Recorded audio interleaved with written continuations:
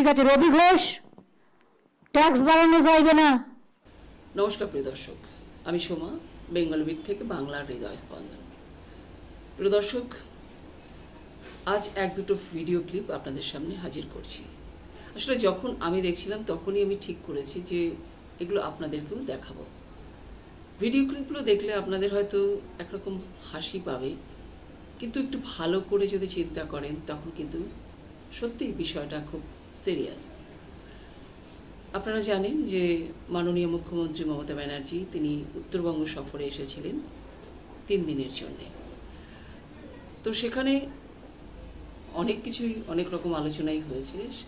তার মধ্যে যেটা প্রশাসনিক বৈঠক হয়েছিল উত্তরকন্যাতে, সেখানে অনেকের সঙ্গেই কথা বলেছেন, অনেক রকম সমস্যার কথা বলেছেন, অনেক কিছু জেনেছেন তিনি। তবে ভিডিওতে যেটা দেখাবো, সবার প্রথমে আমি আমাদের কোচবিহারের যে এখন মিউনিসিপ্যালিটি যিনি চেয়ারপারসন রবি ঘোষ, যিনি একসময় উন্নয়ন মন্ত্রী ছিলেন উত্তরবঙ্গের, তার সঙ্গে মমতা ব্যানার্জির যে কথোপকথন সেটা একটু আপনারা শুনবেন। তার আগে আর দু একটা কথা বলি। মমতা ব্যানার্জি প্রথমেই তাকে বললেন যে ট্যাক্স তিনি বাড়িয়েছেন, মিউনিসিপ্যালিটির যে রেট ট্যাক্সের তার থেকে তিনি বেশি নিচ্ছেন। এরকম কিন্তু কোচবিহারের মানুষরাও দাবি করেছিল এক সময়। এর আগে একটা ভিডিও আমি বানিয়েছিলাম, সেটা দেখে থাকবেন আপনারা। সেখানে আমি বলেছি যে কোচবিহারের যে ট্যাক্স বৃদ্ধি নিয়ে কোচবিহারের যে নাগরিক রক্ষা মঞ্চ তারা এই নিয়ে প্রতিবাদ জানিয়েছে, এবং এছাড়াও আরও অনেক সমস্যার কথাও সেখানে আমি জানিয়েছি। তো যাই হোক, মিউটেশন নিয়েও তিনি কথা বলেছেন, মমতা ব্যানার্জি তাকে বলেছেন। তো একরকম যখন মমতা ব্যানার্জি তাকে ধরেছেন, তিনি কিন্তু একদম ফাইল এরম করে তুলে নিয়ে বলেছেন, ফাইল নিয়ে আমি হাজির। সবাই মিথ্যে কথা বলছে, একমাত্র তিনিই সত্যি বলছেন। ভাবুন, গোটা কোচবিহারের মানুষ মিথ্যে বলছে।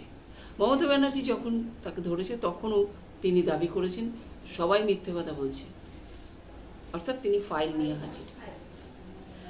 মমতা ব্যানার্জি তার সঙ্গে বিশেষ কোনো আর কথা বলেননি। প্রিয় দর্শক, ভিডিও ক্লিপটি দেখুন, হাসি পেলেও বিষয়টা কিন্তু সিরিয়াস। চলুন আপনার সঙ্গে আমিও আরেকবার দেখে নিই। ঠিক আছে, রবি ঘোষ, ট্যাক্স বাড়ানো যাইবে না।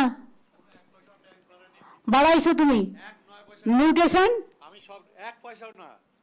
এই তো ফাইল নিয়ে তাহলে ওরা কেন বলছে মিথ্যা কথা বলছে, বারবার মিথ্যা কথা বলে। আমি ডিএম কে বলছি, ডিএম এটাকে ক্রস চেক করে আমায় জানাবে। ডিএম সাহেবের সাথে কালকে সব কাগজপত্র জমা দিয়েছি। আচ্ছা ঠিক আছে, তুমি বলেছো, আমি তোমাকে বিশ্বাস করছি, আমি ক্রস চেক করব। তোমার শরীর ঠিক আছে তো? হ্যাঁ হ্যাঁ, সুন্দর আছে। সুন্দর আছে? হ্যাঁ। শীতল মাছ খাও? মাছ টাছ খাই না, এখন নিরামিষ। সে কি, এখন নিরামিষ হয়ে গেছে? আমি শুধু দুটো কথা বলবো। হ্যাঁ বলো। আপনি তো হেরিটেজ করে দিয়েছেন কোচবিহার শহরকে, কিন্তু ডিএম সাহেবের সাথে কালকেও কথা হয়েছে, এর আগেও প্রত্যেকটা মিটিংয়ে কথা হয়।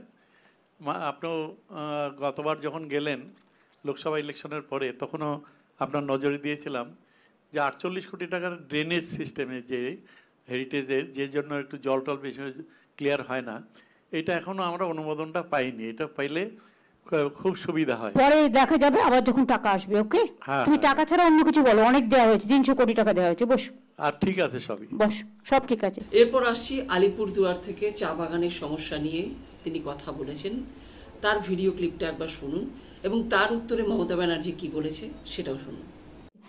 এই যে আমাদের যে বন্ধ চা বাগান খুলেছিল, তার এর আগে আলিপুরদুয়ারের মিটিংয়ে আপনি যেটা বলে ক্যাবিনেট থেকে যে লিজগুলো পাস করেছিলেন ম্যাডাম, সেটা এখন অবধি সেই কোম্পানি কিন্তু লিজ কাগজে হাতে পায়নি, এখন অবধি পায়নি। সব পেয়ে গেছে, চুপ করে বসো, তুমি জানো না। আর আমাদের কোন কোম্পানি নাম বলো তো? আমাদের যে 7-8টা মাদারিহাটে আছে, কালকে পরশু দিনই আমার করে দেওয়া হয়েছে অলরেডি, খবর রাখো। ঠিক আছে। আর ম্যাডাম একটা বিষয় আছে, আবার যে ভুটান ইন্টারন্যাশনাল যে রোড আছে ম্যাডাম, 700 মিটার রোড, ওইটা আমরা পিডাব্লিউডিকে লিখেছি ম্যাডাম। ওই রোড তুরসা ডিভিশনে ছিল। ওইটা এসব নিয়ে কিছু করা যাবে না, এখন বসো। ওটা বর্ডার কান্ট্রি, বসো। এগুলো বলতে চেও না, সবকিছু করো না। ঠিক আছে, হাতে সবকিছু। শুনলেন মমতা ব্যানার্জি কিন্তু তার কোনো কথাই উত্তর দিলেন না। অর্থাৎ তিনি বললেন যে সব কিছু করা আছে। এবার আসছি কোচবিহারের আর এক বড় নেতা, তাকে আপনারা অনেকেই চেনেন, হয়তো কোচবিহারের মানুষ তো চিনবেই।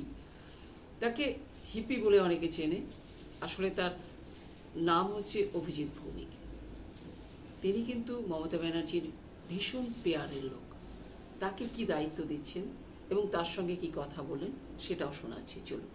আমাদের অ্যাডমিনিস্ট্রেশনও খুব অ্যাক্টিভ। আর যেটুকু সমস্যা ছিল রাস্তাঘাটে দিদি, আমাদের পশ্চিমবঙ্গ সরকারের গ্রাম উন্নয়ন দপ্তর থেকে তোরা প্রচুর রাস্তা সকলে হচ্ছে। কোঅর্ডিনেশন রেখে, বিশেষ করে ওই শীতলকুচি টুচিতে মাঝে মাঝে ঝামেলা হয়, লোকজনকে তুলে নিয়ে যায়, এগুলো একটু দেখে রাখিস, মাথা দিদি, ঠান্ডা করে। ওটা দিদি তুমি টেক আপ করেছো, উকিল বর্মন এবং ডিএমএসপি কেও বলবো যে লোকাল যারা আছে তাদের সাথে ডেকে একটু কথা বলে কোঅর্ডিনেশন করে নেওয়া।